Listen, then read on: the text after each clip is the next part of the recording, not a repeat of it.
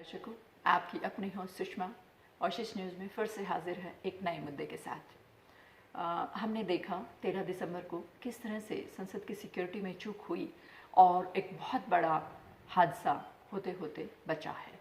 आइए करते हैं चर्चा इसी के ऊपर कि नई संसद बनी है, सिक्योरिटी के मापदंड भी बहुत स्ट्रॉन्ग रहे होंगे, फिर भी ये चूक कैसे हो गई, किस तरह से इस शातिर दिमागों ने रेकी की है। क्योंकि नई संसद में तो समझिए प्रॉपर तो ये पहला ही सेशन है।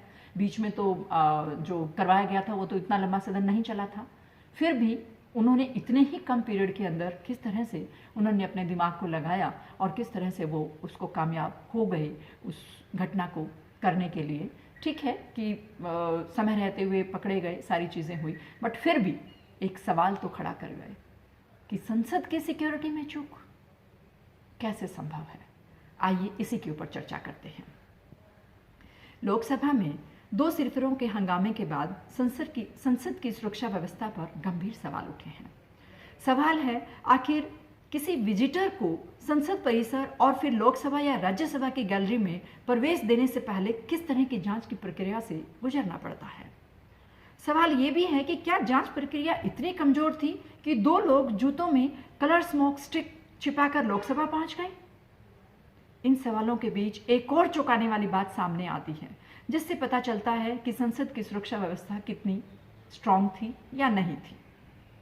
जांच में पता चला है कि सागर और मनोरंजन के पास 45 मिनट तक ठहरने का ही सिर्फ विजिटर पास था, लेकिन वो 2 घंटे तक लोकसभा की दर्शक दीर्घा में ठहरे और आखिर में वहां अफरा तफरी मचा ही दी। विपक्ष भी इन्हीं सवालों को लेकर सरकार को घेरने में अड़ा हुआ है। इसी रसाकसी में गुरुवार को दोनों सदनों की कार्रवाई रोकनी पड़ी, कई बार रोकनी पड़ी। टीएमसी सांसद डेरेक ओब्रायन को सभापति जगदीप धनखड़ जी ने जारी सत्र के बाकी हिस्से के लिए राज्यसभा से निलंबित भी कर दिया।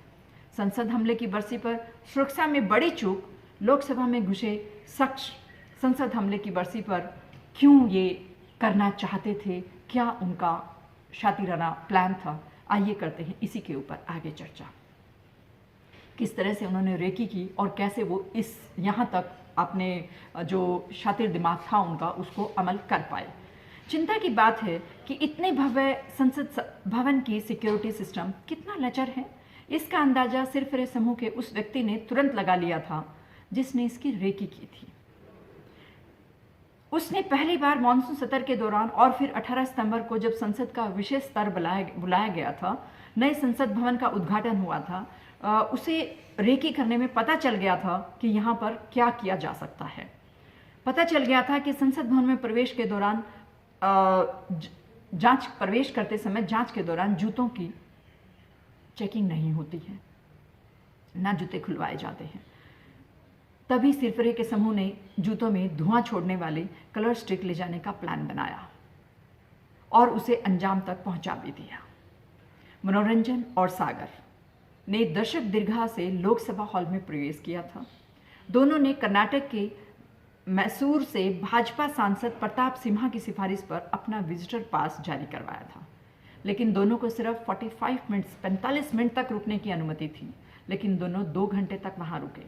नीलम और शिंदे संसद के बाहर विरोध प्रदर्शन कर रहे थे। बहरहाल सीआरपीएफ डीजी अनीश दयाल के नेतृत्व में एक जांच समिति का गठन कर दिया गया है। आरोपियों पर आईपीसी और यूएपीए की विभिन्न धाराओं में मुकदमा दर्ज कर लिया गया है। वहीं 8 पार्लियामेंट स्टाफ को भी सस्पेंड कर दिया गया है। हालांकि विपक्ष संसद की सुरक्षा में भारी खामी को उजागर करने के बाद सरकार पर हमलावर है। संसद के ऊपरी सदन राज्यसभा में गुरुवार को जबरदस्त हंगामा हुआ। विपक्षी सदस्य सुरक्षा के मुद्दे पर गृह मंत्री के बयान की मांग कर रहे थे। हंगामा होने के कारण राज्यसभा की कार्रवाई 12 बजे तक रोकी गई। कांग्रेस, तृणमूल कांग्रेस, आरजेडी, जेडीयू, आप समेत कई विपक्षी पार्टियों के सांसद सुरक्षा के मुद्दे पर चर्चा को लेकर नारेबाजी करते रहे।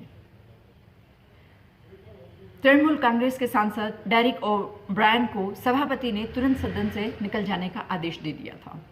संसद की सुरक्षा संबंधी मुद्दों पर चर्चा के लिए विपक्ष के 28 सदस्यों ने नोटिस दिए, लेकिन सभापति ने नियमों का हवाला देते हुए उसकी इजाज़त नहीं दी। इसके बाद विपक्ष के सांसद सभापति के आसन के ठीक सामने वेल में आ गए और नारेबाजी करने लगे। सभापति ने बार बार उन्हें अपनी सीट पर जाने के लिए कहा, लेकिन वो अपना विरोध जताते रहे।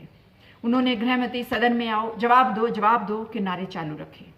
इस दौरान सभापति ने नारेबाजी कर रहे सांसदों से नाराजगी जताते हुए उन्हें वापस अपनी सीट पर जाने के लिए अनुरोध भी किया, लेकिन विरोध कर रहे सांसद नहीं माने, लगातार नारेबाजी करते रहे। इसके बाद सदन की कार्रवाई को स्थगित करना पड़ा। सदन में हंगामा बढ़ता गया और करीब 11:20 पर राज्यसभा की कार्रवाई 12 बजे तक के लिए स्थगित कर दी गई। वहीं कांग्रेस के वरिष्ठ नेता मनीष तिवारी ने गुरुवार को 13 दिसंबर की संसद की सुरक्षा चूक की जांच के लिए पुलिसिंग, सुरक्षा और कानून में अनुभव वाले सदस्यों वाली संसद की एक संयुक्त समिति के गठन की मांग की है। 13 दिसंबर 2023 की घटनाओं की समवर्ती जांच के लिए पुलिस, सुरक्षा और कानून में पूर्व अनुभव रखने वाले सदस्यों की जब समिति गठित की जाएगी तो शायद कुछ नतीजे पर निकला जा सके कि आखिरकार ये हुआ कैसे और दोबारा से ये ना घटित हो। उधर लोकसभा में जमकर हंगामा हुआ। विपक्ष सरकार की तरफ से जवाब की मांग करती रही। गृह मंत्री अमित शाह के इस्तीफे की भी मांग करती रही, जिस पर नाराजगी जताते हुए लोकसभा अध्यक्ष ओम बिरला ने कहा, संसद की सुरक्षा व्यवस्था से सरकार का कोई संबंध नहीं है, यह उनकी जिम्मेवारी है। रक्षा मंत्री राजनाथ सिंह ने विपक्ष पर अराजक स्थिति पैदा करने का आरोप लगाया, लेकिन सदन में विपक्षी दलों का हंगामा जारी रहा। बिरला जी ने लोकसभा की कार्रवाई फिर 2 बजे तक स्थगित कर दी। गुरुवार को 11 बजे सदन की कार्रवाई शुरू होते ही विपक्षी सांसदों ने सरकार के जवाब और गृह मंत्री अमित शाह के इस्तीफे की मांग जारी रखी, बोलना शुरू कर दिया। विपक्षी सांसदों के रवैये पर नाराजगी जताते हुए लोकसभा अध्यक्ष बिरला जी ने जो कल घटना घटी है उस घटना को लेकर हम सब चिंतित हैं और संसद की सुरक्षा की जिम्मेवारी संसद सचिवालय की होती है। हम सब जानते हैं यह पूरा क्षेत्र संसद सचिवालय के अंदर आता है, विशेष रूप से लोकसभा के अंदर आता है। इसकी सुरक्षा की सारी जिम्मेदारी और क्षेत्राधिकार लोकसभा सचिवालय का है। सरकार कभी भी लोकसभा सचिवालय में हस्तक्षेप नहीं कर सकती है, हम सरकार को करने भी नहीं देंगे। इसके बावजूद विपक्षी सांसदों के हंगामे के कारण बिरला जी ने हंगामा कर रहे कुछ सांसदों का नाम लेते हुए सदन की कार्रवाई 2 बजे तक फिर से स्थगित कर दी। ध्यान रहे, गिरफ्तार किए गए 4 लोगों में मैसूर के मनोरंजन डी, लखनऊ के सागर शर्मा, लातूर के अमोल सिंधे, हरियाणा के जींद की नीलम है। पुलिस विक्रम उर्फ विक्की शर्मा और उसकी पत्नी से पूछताछ कर रही है, जिसे गुरुग्राम के सेक्टर 7 से पकड़ा गया है। छठे आरोपी बिहार के ललित झा बताए जाते हैं, जिसकी तलाश अभी जारी है। फिलहाल सुरक्षा एजेंसियों ने सारे केस को अपने हाथ में ले लिया है। केस को तो हाथ में ले लिया, लेकिन कल उसकी बरसी भी थी पहले वाले हमले की, और उस टाइम तो चलिए जी वो थे वो सब बातें हुई। अब ये कौन लोग हैं, ये किस तरह से इस हद तक पहुंच गए कि वो स्मोक छोड़ने तक कामयाब हो गए। 45 मिनट के विजिटर पास के बजाय वो 2 घंटे तक वहाँ हैं और गैलरी को छोड़ के वो सीधा सदन में प्रवेश कर जाते हैं। ये एक बहुत बड़ी चिंता का विषय है कि किस तरह से अराजकता फैलाने वाले जो तत्व हैं उनका वो गिरोह सक्षम हो रहा है, वो गिरोह हैवी हो रहा है। इसके ऊपर चिंतन और मथन की जरूरत है। जो भी कमेटी बनाई जाए वो निष्पक्ष तरीके से उम्मीद होगी कि इसके ऊपर जांच करेगी और कंक्लूजन निकालेंगे कि भविष्य में इस तरह की घटनाएं ना हो। फिर मिलते हैं एक और नई चर्चा के साथ, एक और नई विषय के साथ। तब तक के लिए नमस्कार, धन्यवाद।